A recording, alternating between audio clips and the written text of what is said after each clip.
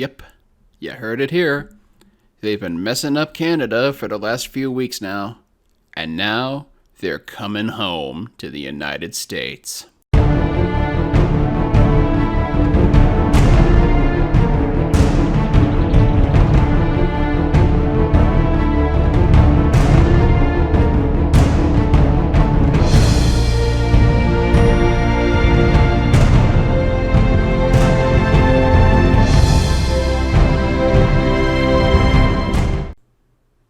By now, you've probably become aware of the Freedom Convoy that's currently happening in Canada right now. And if by some blessed event you've been under a rock for a while and haven't heard, let me bring you up to speed. Canada's Freedom Convoy started 3 weeks ago, with truckers from the east and west coasts of that country converging on Ottawa to protest a law requiring that they be vaccinated to come back into their own country. Given that well over 80% of the truckers are vaccinated, what exactly are they protesting? As one reporter who talked to dozens of demonstrators put it, it's less about vaccine mandates and more about a sense that things will never go back to normal. A sense that they're being ganged up on by the government, the media, big tech, big pharma. In other words, this is basically a protest on pure chaos with some vague and ambiguous concepts that are really just an underlying protest for selfishness. And really, deep down, it really is selfishness. The vaccine is helping to save lives and keep people from getting infected with COVID. Yeah, it doesn't completely stop infection, but it significantly protects people from it. And these truckers are refusing this for some reason. They want it to be their personal right to get vaccinated. And that's not going to cut it.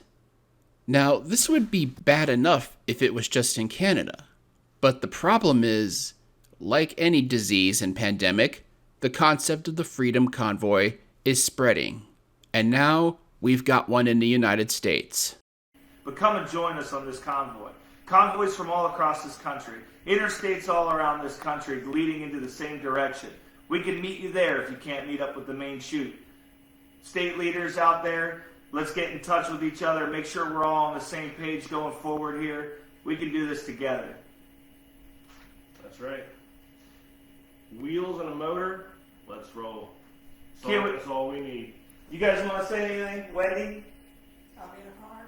You want to say, Marcus, look, Mom, I'm on TV? No, let's go. Be it. Darren? Stand united as one with the truckers. Everyone as one unites together. What you're listening to is a live update that took place during the Super Bowl back last Sunday. It came from a Facebook group called the People's Convoy Official. At the time of this recording, the Facebook group The People's Convoy boasted over 115,000 members on it, each person posting about their intentions to join the convoy and inviting people into smaller subgroups for different corners of the United States. For instance, there's a People's Convoy group that specifically covers the northeastern United States. I have yet to see one for anything on the south or northwestern United States. Gee, I wonder why. But in any event, it's clear that their ultimate goal is for the convoy to meet in Washington, D.C., where they'll likely unleash the majority of their protest. According to the Facebook group, this is the map that they plan to take. The convoy will start in Adelanto, California, and continue across the United States up until it reaches Washington, D.C. The convoy intends to start in Adelanto on February 22nd, 2022, which is 3 days from now. So at this point, you're probably wondering, why is this so bad? It just sounds like a whole bunch of anti-vaxxers that are just throwing a temper tantrum in their semis and driving across the nation to scream about it, right? Unfortunately, that's not even the half of it. A blockade where it hurts. This is Ambassador Bridge, the busiest land crossing between the US and Canada. Normally some 8,000 trucks cross here daily, carrying 25% of trade. But traffic has been blocked off or slowed to a crawl's pace by protesting truckers, threatening already stretched supply chains on both sides of the border. Nearing the 2-week mark of their protests in Ottawa, truckers also continue to disrupt daily life in the capital. They're demanding Prime Minister Justin Trudeau resign because of Canada's border vaccine requirements and other COVID restrictions. The ongoing COVID pandemic has already caused a massive supply chain, fouling up shipping all over the place. With these truckers further jamming up the roads with their protest, the supply chain is only going to get even worse. There's even reports already of car dealerships that are saying that they can't get parts or materials to sell cars because, again, the truckers are jamming up the roads. So in the time that I've been making this video, the Freedom Convoy has already begun its journey in Adelanto and is already progressing across the country.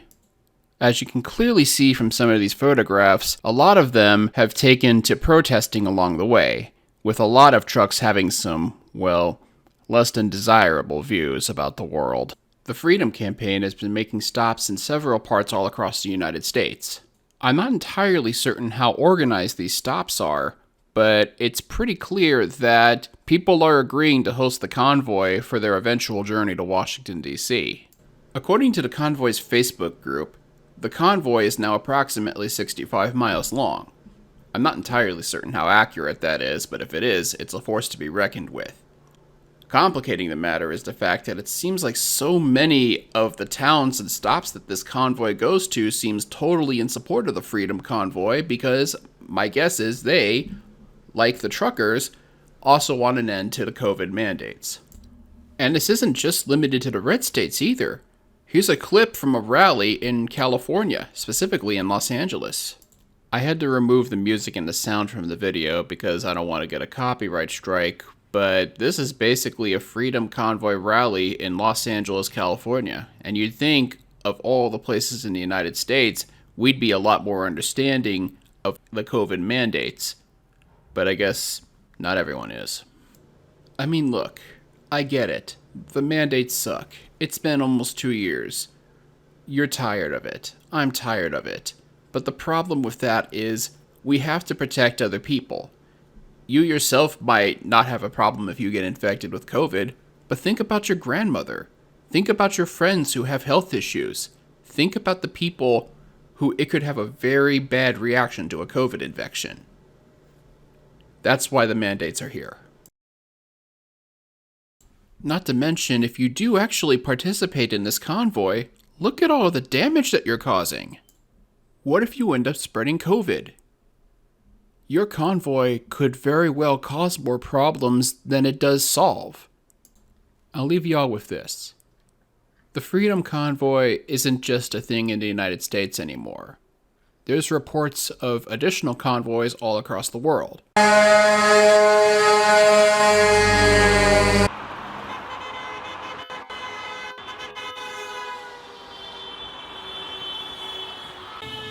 I've also heard of a Freedom Convoy forming in Belgium, but I don't really have any information as to that.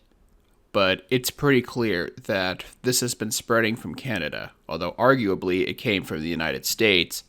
It started in Canada, and now it's spreading everywhere.